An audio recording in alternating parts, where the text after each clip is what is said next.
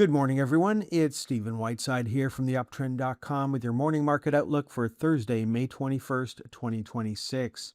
In the pre-market this morning, we've seen stock index futures and commodities swing both ways this morning. We currently have stock index futures trading below fair value. Crude oil, which was down earlier below $100, is now back up just above it. And we've got gold down another $18 in the pre-market on Thursday morning. Now, we've got U.S. jobless claims coming out this morning, and they could certainly help change the direction of the market. Couple of Dow 30 stocks in the news this morning. IBM's out with news. It's trading higher. Walmart's out with news. It's trading lower in the pre-market. Now, yesterday was NVIDIA Day. So far, not much of a reaction off the news. Initially, there was a positive reaction, and it has dissipated now as today's news is overshadowing yesterday's news. Now, yesterday we were talking about the trend in bonds to trade lower and for bond yields to move up. And yesterday we had a reversal of that. We had bonds up, bond yields down. That helped move the stock market higher on Wednesday. We also had a pullback in crude oil, and crude oil is still on a buy signal here, while gasoline is back on a sell signal as of Wednesday's close. Not much of a change for natural gas on Wednesday. Looking at the VIX was lower yesterday, still looking for a breakout above the moving average convergence. I've been talking about breaking out above 2188. We've been trading sideways for a while now, so we'll call this the comfort zone. We really need the VIX to trade outside of that comfort zone before anybody's really going to notice a change in tone in the market. Looking at the major index ETFs, starting off in Toronto, we had the iShares for the TSX 60 up yesterday, up a little over 1.25%, making a new high there. You can see the next two targets to the upside. If the market's going to continue to move higher from here, I would consider this a high-risk trade. Not really interested in putting new money in the market up at these levels. There's the Vanguard Canada ETF up just under 1.25% yesterday. You can see that we have not made a new high in the composite, and you can see that the pros and the public are intertwined at the moment. So money is not excited to go long or short at the present time.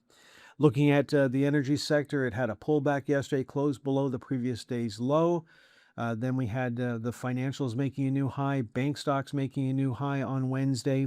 We had gold stocks up and did not close above the previous day's high. We had the tech sector higher, not enough to give us a buy signal. We also had telecom stocks up yesterday, and they could certainly generate a buy signal on Thursday if we get any follow through to the upside. Now, moving on to the U.S. market, we've got the Vanguard Total Market ETF still on a buy signal. Big update yesterday for the Dow. The S&P 500, the NASDAQ still on buy signals, no change there. We had the Russell 2000, small caps and micro caps all move up into the channel yesterday, not enough to give us a buy signal on Wednesday. There's a pullback in energy stocks, just like we saw in the Canadian market yesterday. That could get reversed today. Then we had financials trade up to the upper channel line. We're looking for a close on Thursday above 51.71. We closed at 51.66.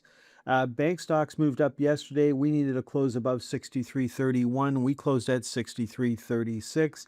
I personally would wait for another close above the upper channel line before chasing that. Then looking at gold stocks, they were up yesterday. It looks like they're going to be down today, so no change in trend there. And then semiconductors moved up yesterday. Not sure where they're going right now. It looks pretty mixed out there in the pre-market. Now, moving on to the most active, starting in Toronto, we had a new high yesterday for Enbridge. We saw a pullback in most of the energy stocks. So there's Canadian Natural Resources. There's Cenovus down on the day. We had Whitecap trade lower. We're looking at BlackBerry. BlackBerry was down just 2 cents yesterday. Inside day for BlackBerry on Wednesday. Inside day for TELUS on Wednesday as well. A close on Thursday above 17.26 would give us a buy signal. Another pullback for Suncor, another energy stock. Baytech pulling back as well. Big up move for Manulife, not enough to give us a new buy signal. That would change on Thursday with a close above 53.61. Not sure I would take that buy signal if it happened. Then the Royal Bank making a new high yesterday, and it ran up to the 257.81, got as high as 257.91.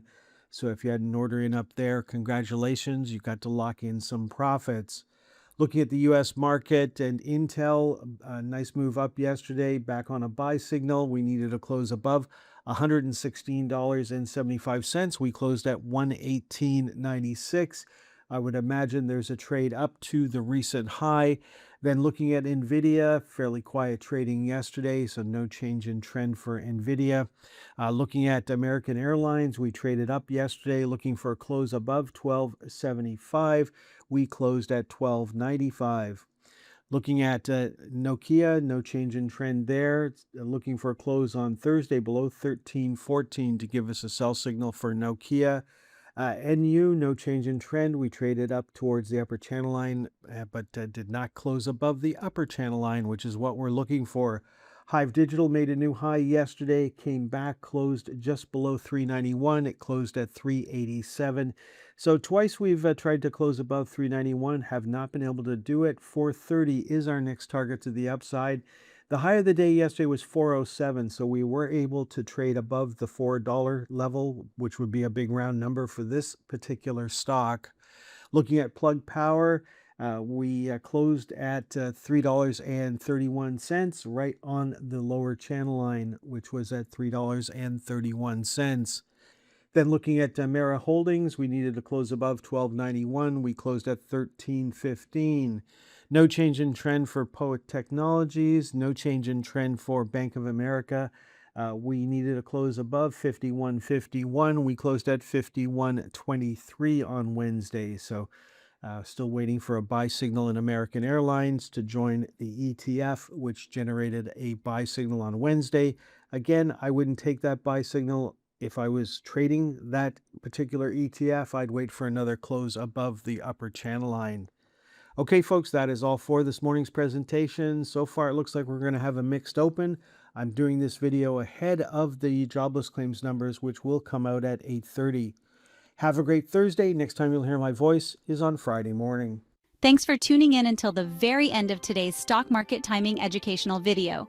If you found the content valuable, don't forget to express your support by hitting the like button, leave a comment, sharing with your friends, and subscribing to our channel for more insightful updates. Remember, in the world of stocks, timing is crucial, and following the trend can be your greatest ally. If you would like more information on how we can help you better time the stock market, please visit theyuptrend.com.